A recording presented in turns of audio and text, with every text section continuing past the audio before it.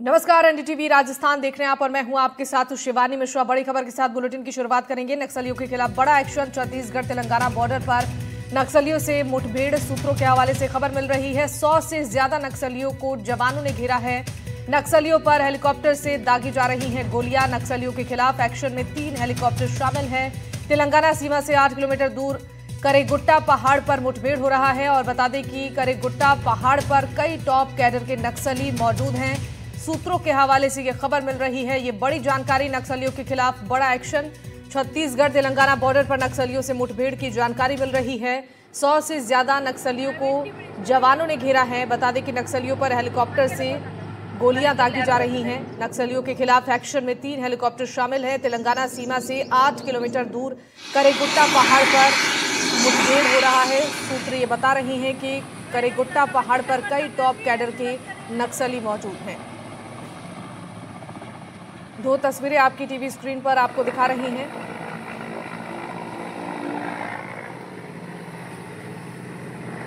नक्सलियों के खिलाफ ये बड़ा एक्शन लिया गया है।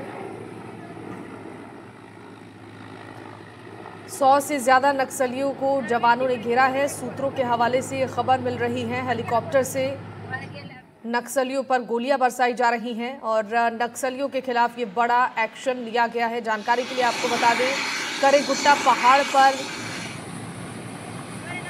मुठभेड़ की ये जानकारी सूत्रों के हवाले से मिल रही है। तेलंगाना सीमा से 8 किलोमीटर दूर है करेगुट्टा पहाड़ और इस पहाड़ पर कई टॉप कैडर के नक्सलियों के होने की जानकारी भी मिल रही है।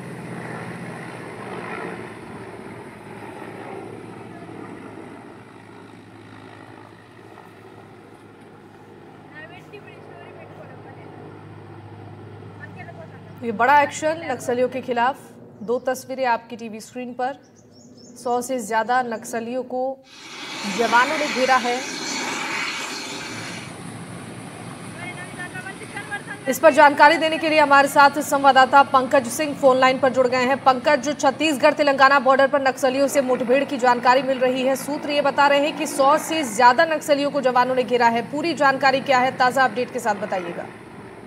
देखिए, अपने दर्शकों को हम बता दें कि जिस पहाड़ को नक्सलियों की मौजूदगी है उसको जवानों ने कार्डन कर रखा है।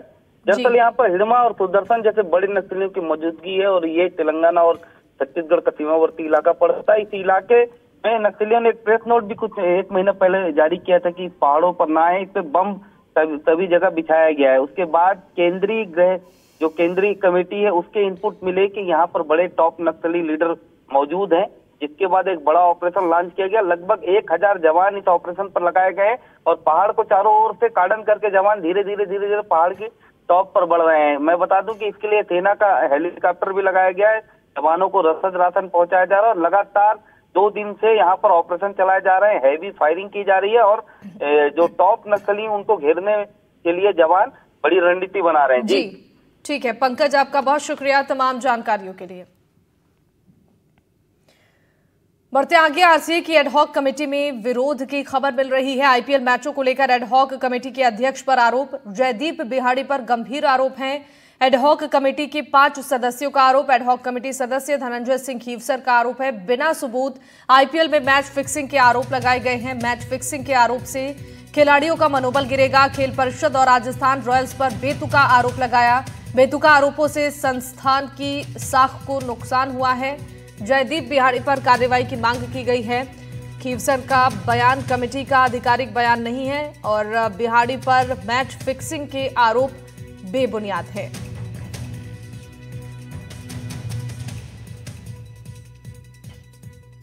तो राजस्थान क्रिकेट एसोसिएशन के एडहॉक कमेटी में अब खुलकर विरोध शुरू हो गया है। आईपीएल मैच को लेकर दिए गए बयानों और आरोपों के चलते कमेटी के अध्यक्ष जयदीप बिहाड़ी के खिलाफ ही उनकी टीम के सदस्यों ने मोर्चा खोल दिया है। धनंजय सिंह खीवसर के नेतृत्व में एडहॉक कमेटी के 5 सदस्यों ने प्रेस कॉन्फ्रेंस कर बिहाड़ी पर गंभीर आरोप लगाए हैं।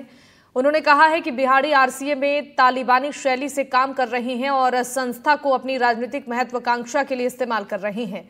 धनंजय सिंह ने आरोप लगाया है कि बिहाड़ी ने राजस्थान रॉयल्स से 10 लाख रुपए की मांग की, जबकि इस पर कमेटी की किसी भी बैठक में चर्चा नहीं हुई। खीवसर ने कहा कि समिति के किसी सदस्य को इस बारे में कोई जानकारी नहीं दी गई है और अध्यक्ष एक तरफा निर्णय लेकर आरसीए को व्यक्तिगत एजेंडे का जरिया बना रहे हैं।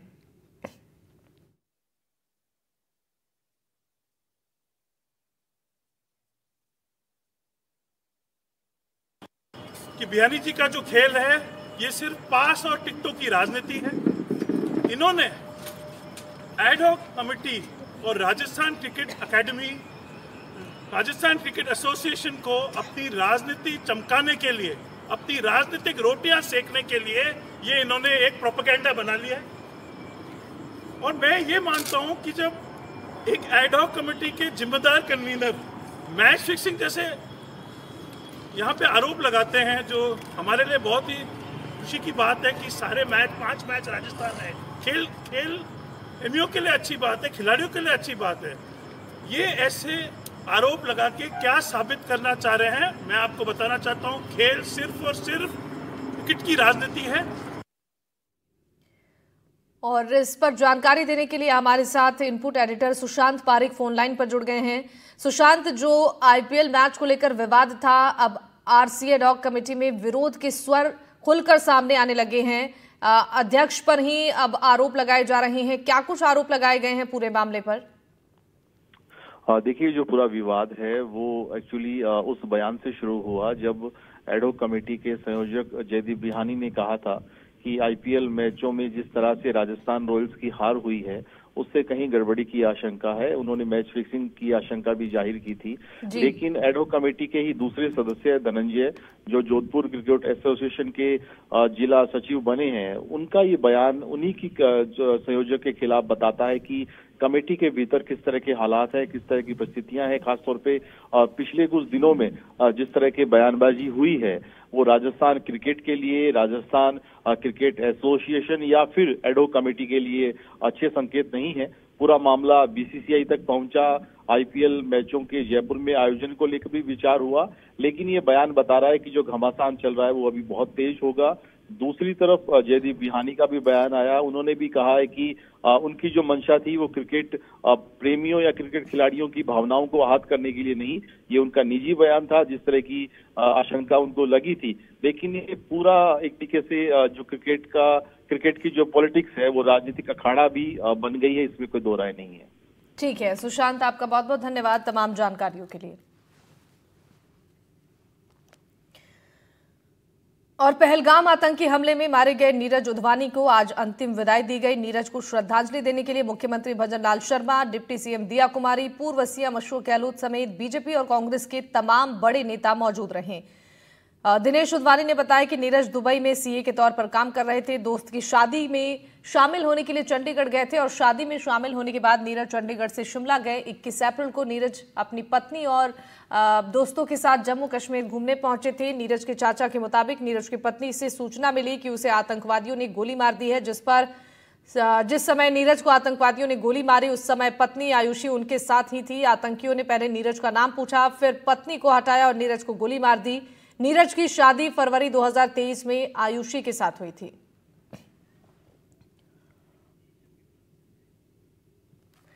और हमारे साथ संवाददाता सोमू आनंद इस वक्त लाइव जुड़ गए हैं और सोमू के पास चलते हैं, देखते हैं इस वक्त वहां पर कैसी तस्वीरें, अंतिम विदाई और श्रद्धांजलि नीरज को दी जा रही है। परिजनों की आंखें नम है, कैसी तस्वीरें इस वक्त देखने को मिल रही हैं सोमू?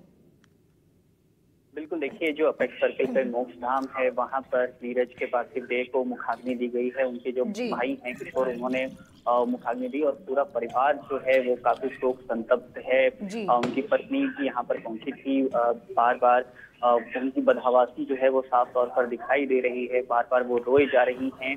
परिवार के बाकी सदस्य उनको संभालने की कोशिश जरूर कर रहे हैं, लेकिन इतना बड़ा झटका उनको लगा है जाहिर तौर पे, क्योंकि दोनों ही पति पत्नी दुबई से यहाँ पर आए थे एक शादी समारोह में हिस्सा लेने के लिए और उसके बाद वो घूमने के लिए श्रीनगर गए और कोई योजना नहीं थी नीरज की कि वो इस ट्रिप पे यहाँ जयपुर आए, लेकिन अब उनका अंतिम संस्कार यहाँ पर हो रहा है। तो जाहिर तौर पे परिवार के लिए काफी दुखों की घड़ी है और पूरा परिवार जो है वो किसी तरह से कोशिश कर रहा है कि आयुषी जो नीरज की पत्नी है उनको संभाला जा सके। अंतिम दर्शन के लिए उनके शरीर को जरूर घर पे थोड़ी देर तक रखा गया था, जहां पर मुख्यमंत्री भजनलाल शर्मा, राज्यपाल श्री भाव कृष्ण राव बागड़े और तमाम नेताओं ने, पूर्व मुख्यमंत्री अशोक गहलोत समेत तमाम नेताओं ने उनको श्रद्धासुमन अर्पित किया और उसके बाद मोक्ष धाम में उनका अंतिम संस्कार किया गया है। जी बिल्कुल, तो देखिए जो तस्वीरें हैं बेहद मार्मिक हैं और परिजनों पर इस वक्त दुख का पहाड़ टूटा है और तस्वीरों में साफ नजर आ रहा है मुख्यमंत्री भजनलाल शर्मा, पूर्व सीएम अशोक गहलोत और तमाम कांग्रेस और भारतीय जनता पार्टी के नेता पहुंचे परिजनों को ढांढस बंधाते हुए इन तस्वीरों में नजर आ रही हैं। बहुत शुक्रिया सोमू तमाम जानकारियों के लिए।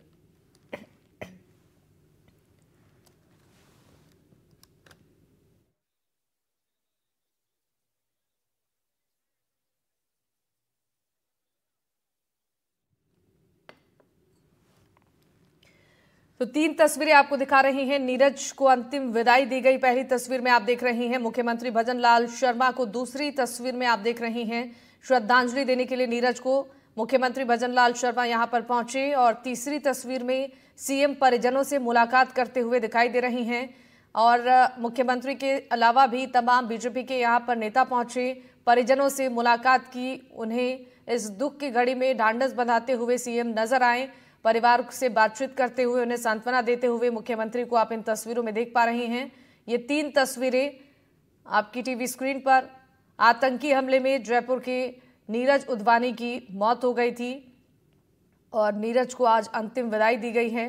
अंतिम विदाई की ये तस्वीर हम आपको दिखा रहे हैं। परिजनों की आंखें नम थी और तमाम कांग्रेस पार्टी और भारतीय जनता पार्टी के दिग्गज यहां पर पहुंचे, नीरज को श्रद्धांजलि दी और परिजनों से मुलाकात कर उनसे बातचीत की, उन्हें सांत्वना देते हुए मुख्यमंत्री भी इन तस्वीरों में नजर आ रहे हैं।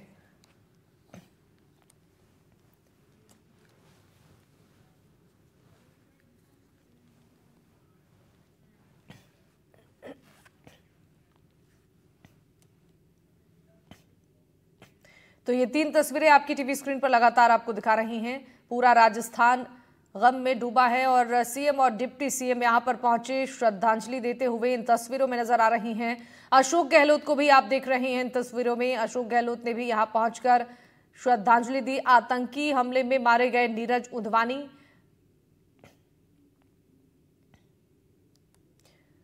और नीरज को श्रद्धांजलि देने के लिए केंद्रीय मंत्री गजेंद्र सिंह शेखावत भी यहां पर पहुंचे। उनकी तरफ से क्या कुछ कहा गया है, सुनाते हैं।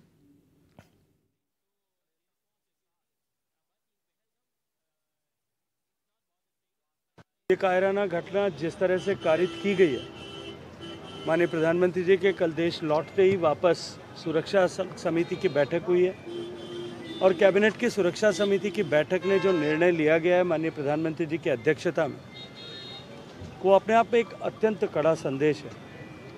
1960 के बाद में जो भारत और पाकिस्तान के बीच में जो सिंधु घाटी नदी जल समझौता था, जो 2 युद्ध प्रत्यक्ष 65 और 71 का, दोनों युद्ध के बावजूद भी, करगिल के युद्ध के बावजूद भी और लगातार इतनी बड़ी घटनाओं के होने के बावजूद भी हमेशा हमने उसका सम्मान किया था।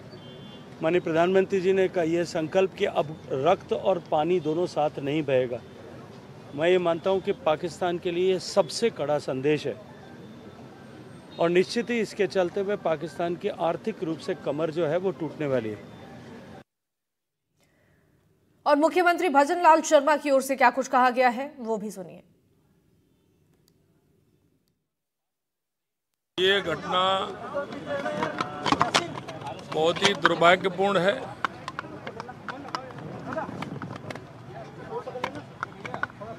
और ये जिस तरह की कायरता की है, निश्चित रूप से ऐसे लोगों को सजा मिलेगी। इन्होंने जिस तरह की ये घिनौनी घटना की है, पूरा देश उसकी निंदा कर रहा है।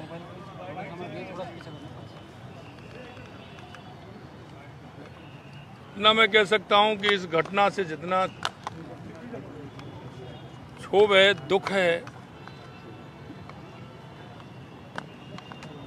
एक एक खून के कतरे का हिसाब लिया जाएगा, क्योंकि आपने देखा कि 2 दिन से पूरे देश के अंदर जिसको लेकर के लोगों के मन में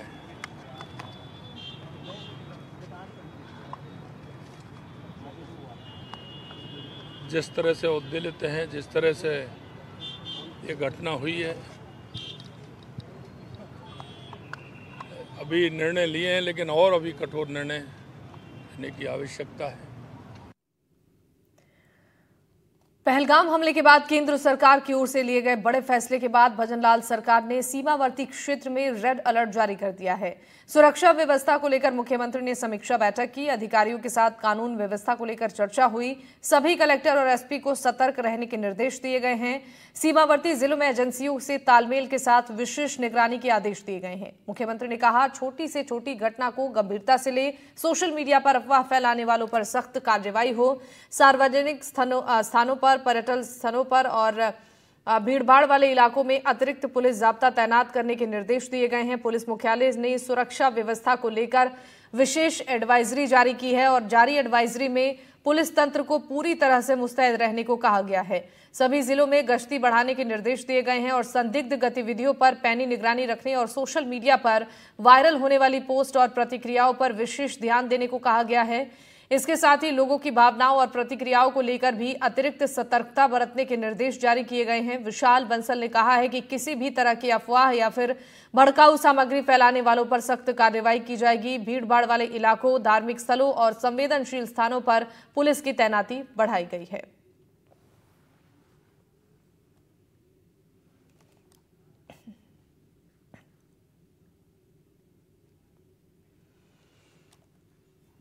मोदी सरकार का बड़ा सीमावर्ती इलाकों में रेड और एक्शन में सीएम भजनलाल शर्मा। 4 तस्वीरों के माध्यम से हम आपको दिखाएंगे किस तरीके से तैयारियां अब की जा रही हैं।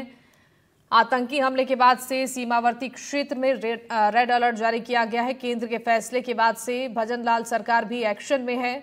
सोशल मीडिया और छोटी घटनाओं पर नजर रखने की बात भी मुख्यमंत्री की तरफ से की गई है। सीमावर्ती इलाकों में रेड अलर्ट जारी किया गया है। पुलिस मुख्यालय की ओर से एडवाइजरी जारी की गई है और आपको बता दें कि सुरक्षा को लेकर मुख्यमंत्री भजनलाल शर्मा की ओर से बैठक भी की गई है। पाकिस्तान पर 5 बड़े फैसले मीटिंग में ली गई हैं। एक्शन में मोदी सरकार है और लगातार ऐसी घटनाओं पर नजर रखने के लिए हाई लेवल मीटिंग्स भी की जा रही हैं।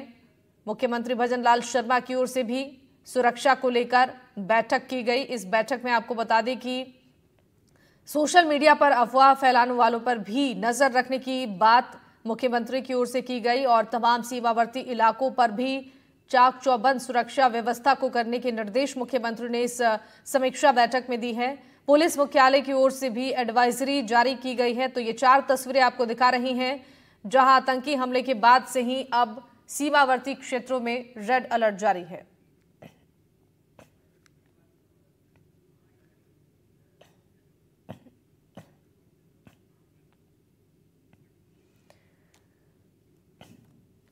तो पहलगाम में हमले के बाद से देश अब इसका बदला मांग रहा है। पहलगाम हमले से देश भर में लोगों में नाराजगी है, पाकिस्तान के खिलाफ आक्रोश है और देश भर में मृतकों के लिए श्रद्धांजलि सभा का आयोजन किया गया है। राजस्थान के कई शहरों में कैंडल मार्च किया गया है। ये जो 4 तस्वीरें इस वक्त आप देख रहे हैं आपकी टीवी स्क्रीन पर, कोटा की बात कर ले, अजमेर की और भीलवाड़ा की, साथ ही साथ जैसलमेर में भी कैंडल मार्च निकाला गया। कोटा में पहलगाम हमले की निंदा की गई। पहलगाम में आतंकी हमले को लेकर राजस्थान समेत देश भर में नाराजगी है और राजस्थान के कई शहरों में लगातार प्रदर्शन हो रहे हैं। 4 तस्वीरों के जरिए हम आपको दिखा रही हैं। जैसलमेर, कोटा, अजमेर और भीलवाड़ा में प्रदर्शन किए गए हैं। मृतकों को कैंडल मार्च निकालकर श्रद्धांजलि दी गई है। तो वहीं मुस्लिम समाज ने भी हमले की कड़ी निंदा की है। आपको ये 4 तस्वीरें जो इस वक्त नजर आ रही हैं, जैसलमेर के लाठी में भी लोगों ने पहलगाम आतंकी हमले को लेकर अपना विरोध जताया। लोगों ने जस्टिस फॉर पहलगाम विक्टिम्स का बैनर लेकर लाठी कस्बे में कैंडल मार्च निकाला और कैंडल मार्च में शामिल युवाओं और जनप्रतिनिधियों ने प्राचीन किला परिसर पर हमले में मारे गए लोगों के लिए 2 मिनट का मौन रखकर उन्हें श्रद्धांजलि दी। कश्मीर के जो पहलगाम में जो ये आतंकी हमला हुआ है, जिससे 27 से 28 लोगों की जान गई है, जिसको लेकर के पूरे देश में रोष व्याप्त है। उसको लेकर के आज हमारे लाठी गांव में भी कैंडल मार्च निकाला गया और सभी शहीदों को श्रद्धांजलि अर्पित की गई।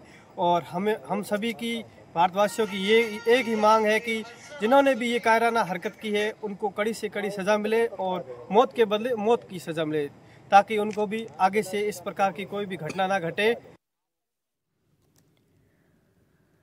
तो पहलगाम आतंकी हमले के बाद पूरा देश गुस्से में है। ये हमला देश ही नहीं इंसानियत पर हमला है। इसकी जितनी भी निंदा की जाए वो कम है। निर्दोष लोगों पर हुए मामले में कोटा काजी जुबैर अहमद की सदारत में आतंकी हमले को लेकर आपात बैठक आयोजित की गई, जिसमें काजी ने कहा कि इस्लाम में किसी भी निर्दोष का कत्ल सारी इंसानियत के कत्ल के बराबर है। कोटा की आवाम इस हमले की निंदा करती है और दोषियों को सख्त सजा देने की मांग करती है। उन्होंने देशवासियों को अमन, शांति और भाईचारा बनाए रखने की लोगों से अपील की है। पहलगाम में हुए आतंकी और दहशतगर्दाना हमला पूरे मुल्क पर हमला है, जिसने पूरे मुल्क को झकझोर कर रख दिया है। ये पूरी इंसानियत पर हमला किया गया है। इस्लाम ने ये बताया है कि जिसने किसी एक बेगुनाह इंसान को कत्ल किया उसने पूरी इंसानियत को कत्ल किया है। हम इस हमले की कोटा की आवाम की तरफ से और अपनी तरफ से पुरजोर मजम्मत करते हैं और हुकूमत से अपील करते हैं कि वो मुजरिमों को जल्द गिरफ्तार करे और उन्हें सख्त से सख्त सजा दिलाए। पहलगाम आतंकी हमले को लेकर पूरा देश एकजुट है। अजमेर में मुस्लिम समाज में हमले को लेकर अपना रोष जताया गया है। मुस्लिम समाज ने अंदरकोट से दरगाह तक कैंडल मार्च निकाली और पहलगाम आतंकी हमले के मृतकों को श्रद्धांजलि दी। इस दौरान मुस्लिम समाज ने कहा कि ये धर्म पर नहीं बल्कि इंसानियत पर हमला है। पहलगाम में जो आतंकी हमला हुआ है, कायरतापूर्ण जिस तरह पर्यटकों पर जो गोलियां चलाई हैं, उसका अजमेर में मुस्लिम समाज के सभी प्रतिनिधियों द्वारा जो कल आतंकवादियों द्वारा जो घटना को अंजाम दिया गया है, उसके खिलाफ आज सभी मुस्लिम समाज ने कैंडल मार्च निकाला है अंदर कोर्ट से लेके निजाम गेट दरगाह तक, जिसमें सभी मुस्लिम दुआ द्वारा नाराज़गी है। तो हम पुरजोर अपने देश या हमारे हुक्मरानों से मांग करते हैं, तो जितने भी आतंकवादी पकड़े गए हैं या अभी कार्रवाई चल रही है तो उनके ऊपर सख्त से सख्त कार्रवाई की जाए और उनके ऊपर फांसी की सजा दी जाए।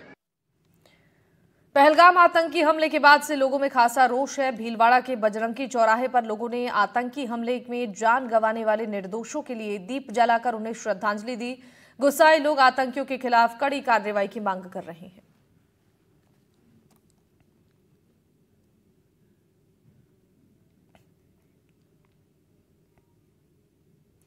और राजसमंद के कुआरिया तहसील की लापास्या पंचायत में भाजपा मंडल अध्यक्ष पर सरकारी जमीनों पर कब्जे का गंभीर आरोप लगा है। ये जमीन एक सरकारी स्कूल की है।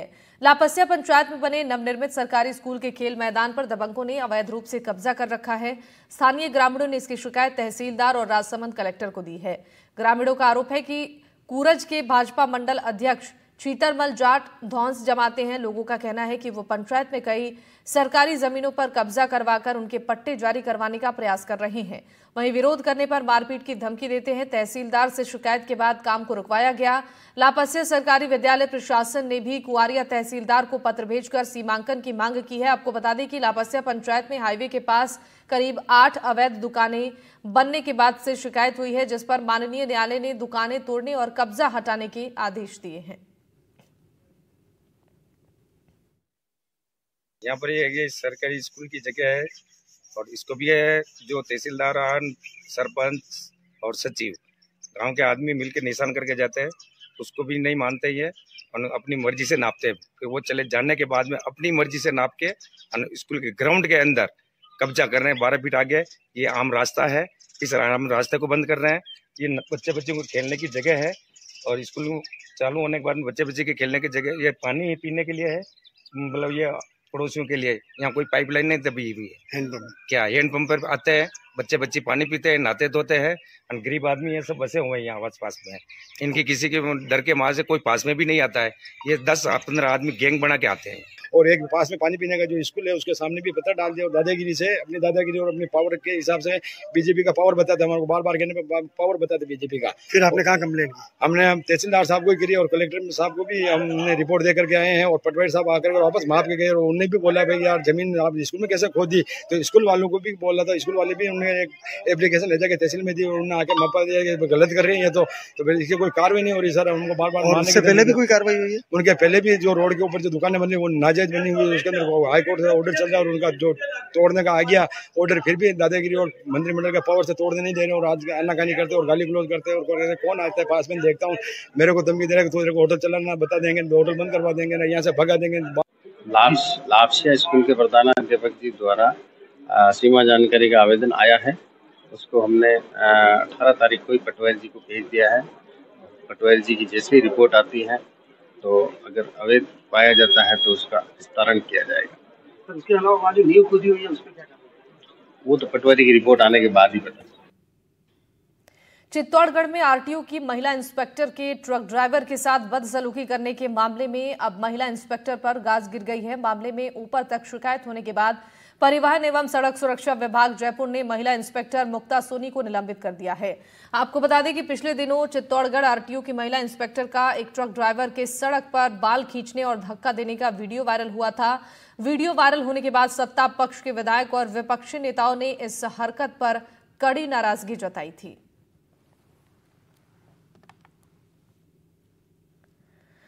और उदयपुर के पशुपतिनाथ मंदिर के सामने अज्ञात व्यक्ति का शव पानी में तैरता हुआ मिला, जिसके बाद से सनसनी फैल गई। सूचना पर राजस्थान नागरिक सुरक्षा विभाग उदयपुर की टीम तत्काल मौके पर पहुंची और गोताखोरों की सहायता से शव को गोवर्धन सागर की पाल पर बाहर निकाला। मृतक की पहचान रमेश डामोर के रूप में हुई है। फिलहाल पुलिस ने शव को कब्जे में ले लिया है।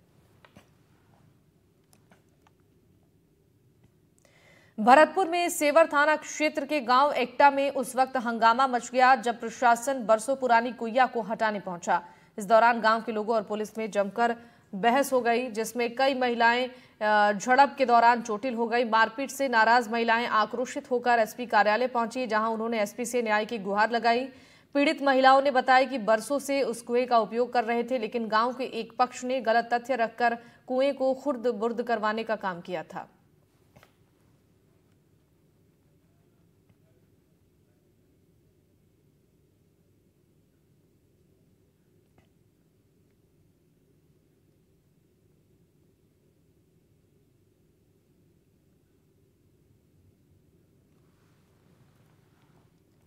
और इन्हीं खबरों के साथ इस बुलेटिन में फिलहाल के लिए बस इतना ही। नमस्कार।